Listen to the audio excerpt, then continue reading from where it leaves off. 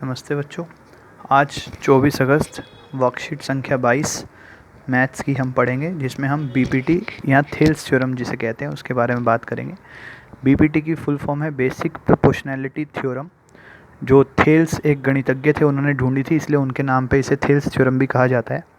तो ये Thales theorem जो है, बीपीटी जो है त्रिभुजों में लगती है, ट्राइंगल्स में लगती है। और ये थ्योरम कहती है कि यदि आप किसी भी त्रिभुज के किसी भी एक भुजा के समांतर एक ऐसी रेखा खींचो जो अन्य दो भुजाओं को दो अलग अलग बिंदुओं पर काटे, तो वो जो अन्य दो भुजाओं का अनुपात होता है, टुकड़े होते हैं, भाग होते हैं, वो एक समान अनुपात में होते हैं। आइए इसको समझते हैं। जैसे मान लीजिए ये मेरा त्रिभुज है ए बी सी, और मेरे को बी सी के समांतर एक रेखा खींचनी है। तो चलिए मैं यहाँ से खींचता हूँ ए से, लेकिन ये रेखा बाकी दो भुजाओं ए बी और ए सी को नहीं काट रही है, तो ये बीपीटी नहीं है। बीपीटी ये नहीं कहती। फिर से देखते हैं, एक और त्रिभुज दोबारा से हमने ए बी सी लिया, बी सी के समांतर हमने यहाँ एक रेखा खींच ली, लेकिन ये भी अन्य दो भुजाओं को नहीं काट रही, तो मतलब यहाँ भी बीपीटी नहीं लग सकती। और अगर हम एक त्रिभुज लेते हैं इस प्रकार से ए बी सी, और हम इस प्रकार से एक रेखा खींचते हैं डी ई जो समांतर है बी सी के, तो यहाँ बीपीटी लगेगी। और बीपीटी भी यही कहती है, क्योंकि हमने कहा था कि हमने एक ऐसी रेखा खींचनी है जो त्रिभुज की एक भुजा के समांतर हो। तो बी सी के समांतर है यहाँ पे डी ई समांतर है बी सी के, और ये अन्य दो भुजाओं को दो अलग अलग बिंदुओं पर काटती है, टू डिस्टिंक्ट पॉइंट्स पे इंटरसेक्ट करती है। तो देखिए ये ए बी को डी पे काट रही है और ए सी को ई पे काट रही है। तो इस प्रकार हम ये समझ सकते हैं कि इस प्रकार की जो भी आकृति बनती है समांतर रेखाओं वाली, उसमें हम बीपीटी लगा सकते हैं। चलिए आइए अब बीपीटी को समझते हैं। तो जो बीपीटी थ्योरम है, basic proportionality theorem, Thales theorem, उसकी स्टेटमेंट कहती है कि if a line drawn parallel to one side of a triangle intersect other two sides at two distinct points, then it will divide the two sides in same ratio.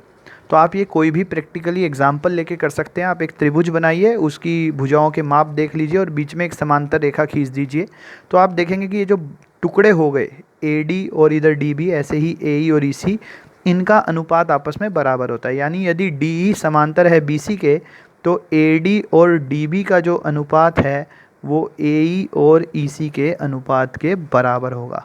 यही हमारी Thales theorem BPT कहती है। आइए देखते हैं इसको सिद्ध कैसे करेंगे।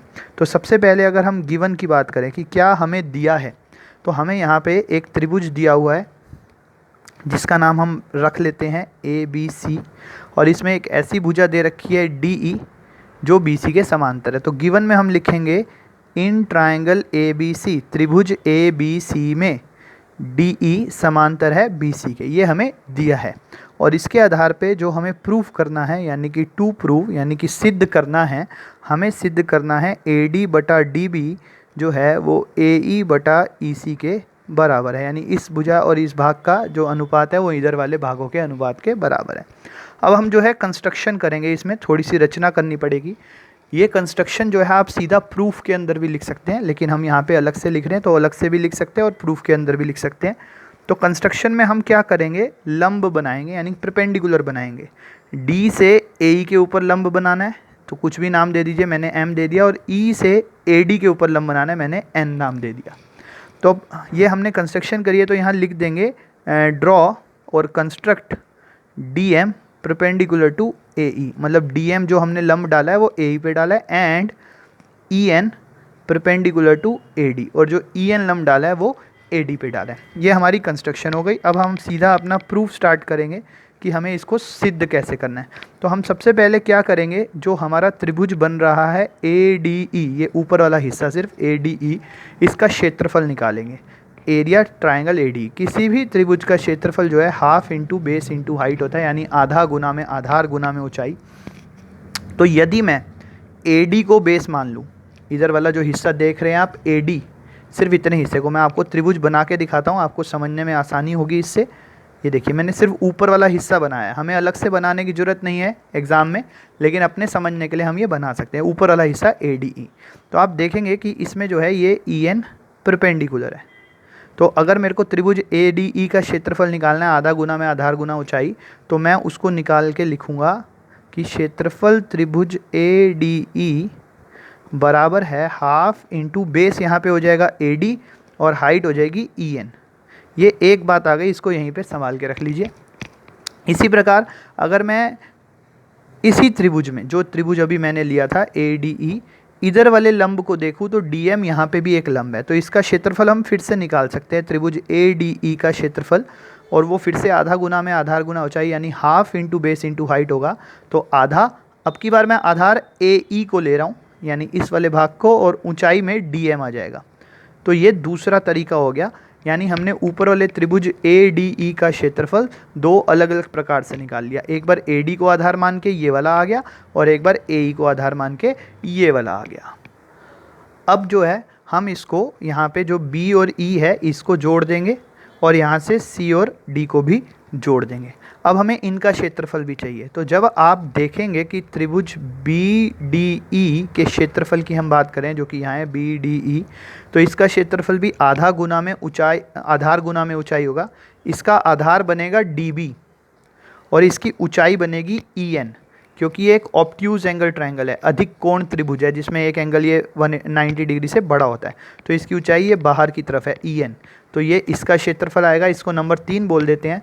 और इसी प्रकार त्रिभुज डी सी ई या सी डी ई ही कह लेते हैं, यहाँ पे है ये सी डी ई, इसका क्षेत्रफल भी आधा गुना में आधार गुना ऊंचाई होगा, तो इसका आधार ई सी रहेगा और इसकी ऊंचाई डी एम रहेगी। ये भी एक अधिक कोण त्रिभुज है, तो इसलिए इसकी ऊंचाई भी बाहर की तरफ दिखती है हम लोगों को। तो ये हमारा नंबर 4 आ गया। अब यदि आप ऑब्जर्व करें, आप ध्यान दें, तो जो ये क्षेत्रफल है त्रिभुज बी डी ई और त्रिभुज सी डी ई, यानी ट्रायंगल बी डी ई और ट्रायंगल सी डी ई, इन दोनों का जो एरिया है वो आपस में इक्वल है। इक्वल इसलिए है, ये हमने 9th क्लास में पढ़ा था कि यदि हमारे पास दो त्रिभुज होते हैं जिनका आधार बराबर होता है और वो एक ही समांतर रेखाओं के मध्य स्थित होते हैं, तो उनका क्षेत्रफल बराबर होता है। Two triangles on same base and between same parallel lines, मैं शॉर्ट में लिख देता हूँ कि इनका जो बेस है वो सेम है। कौन सा बेस है इनका? डी ई, जो ये वाला हिस्सा डी ई है ये इनका बेस है। And between same parallel lines, और ये समांतर रेखाओं डी ई और बी सी के मध्य स्थित हैं। ये डी और बी सी तो हमें क्वेश्चन में गिवन ही है, तो इसलिए हमने बोला कि ये दोनों त्रिभुजों का क्षेत्रफल बराबर रहेगा, क्योंकि ये एक ही आधार और एक ही समांतर रेखाओं के मध्य स्थित है। तो इस प्रकार बाय 1, 2, 3 एंड 4, ये जो हमने 1, 2, 3, 4 समीकरण लिए थे, इसके आधार पे मैं कह सकता हूँ कि क्षेत्रफल त्रिभुज ए डी ई बटे क्षेत्रफल त्रिभुज बी डी ई बराबर होगा क्षेत्रफल त्रिभुज ए डी ई बटे क्षेत्रफल त्रिभुज सी डी ई। हमने ऐसा रेशो क्यों लिया मैं आपको समझाता हूँ। ए डी ई और ए डी ई ये दोनों त्रिभुज तो आपस में बराबर ही हैं, एक ही त्रिभुज का क्षेत्रफल है। और बी डी ई और सी डी ई भी बराबर है, वो भी हमने यहाँ पे लिखा था। आप चाहो तो इसको नंबर 5 डाल के यहाँ पे 4 एंड 5 लिख दो साथ में। तो आप चाहो तो पहले इनको अलग अलग भी निकाल सकते हैं। ए डी और बी डी को अलग निकाल लीजिए रेशो को, ए डी ई और सी डी का रेशो अलग निकाल लीजिए, बाद में उनको इक्वेट कर दीजिए या एक साथ इक्वेट कर दीजिए, क्योंकि ये ए डी ई और ए डी ई इनका क्षेत्रफल बराबर रहेगा। ये हमने यहाँ पता चला था क्योंकि ये एक ही त्रिभुज है। और बी डी ई और सी डी ई का क्षेत्रफल तो बराबर है, ये भी हमने यहाँ पे देखा था। तो उस आधार पे ये अनुपात यानी ये दोनों रेशो इक्वल होंगे। अब इनका सबका मान रख दीजिए। इधर ए डी ई का क्षेत्रफल मैं लिख रहा हूँ आधा गुना में ए डी गुना में ई एन, बटे में बी डी का क्षेत्रफल आधा गुना में डी बी गुना में ई एन, और सामने इधर वाले ए डी का क्षेत्रफल मैं लिख रहा हूँ आधा गुना में ए ई गुना में डी एम, और नीचे सी डी का क्षेत्रफल हो जाएगा आधा गुना में ई सी गुना में डी एम। आपने अगले स्टेप में काटना है, मेरे पास थोड़ी सी जगह कम है इसलिए मैं इसी स्टेप में कट कर रहा हूँ। ये हाफ से हाफ कट जाएगा, ई एन से ई एन कट जाएगा, इधर डी एम कट जाएंगे और आधे से आधा कट जाएगा। तो हमारे पास बच जाएगा ए डी बटा डी बी बराबर है ए ई बटा ई सी के। और आप ध्यान दें तो यही हमें सिद्ध करना था, हेंस प्रूव्ड इति सिद्धम। तो इस प्रकार हम देखते हैं कि किसी भी त्रिभुज में यदि आप किसी भी एक भुजा के समांतर एक रेखा खींचते हैं जो अन्य दो भुजाओं को दो अलग अलग भाग पे काट रही है, अलग अलग बिंदुओं पे काट रही है, तो उनका जो अनुपात है वो बराबर होता है। और ऐसा हर बार होगा। देखिए मैं यहाँ पर करके दिखा रहा हूँ आपको। मान लीजिए ये त्रिभुज है, आपने ये रेखा यहाँ इसके समांतर खींची है, तो ये वाला अनुपात बराबर हो जाएगा। अगर आप त्रिभुज में यहाँ रेखा खींचें इस वाली के समांतर, तो ये वाली भुजा और ये वाले भाग का अनुपात इनके अनुपात के बराबर हो जाएगा।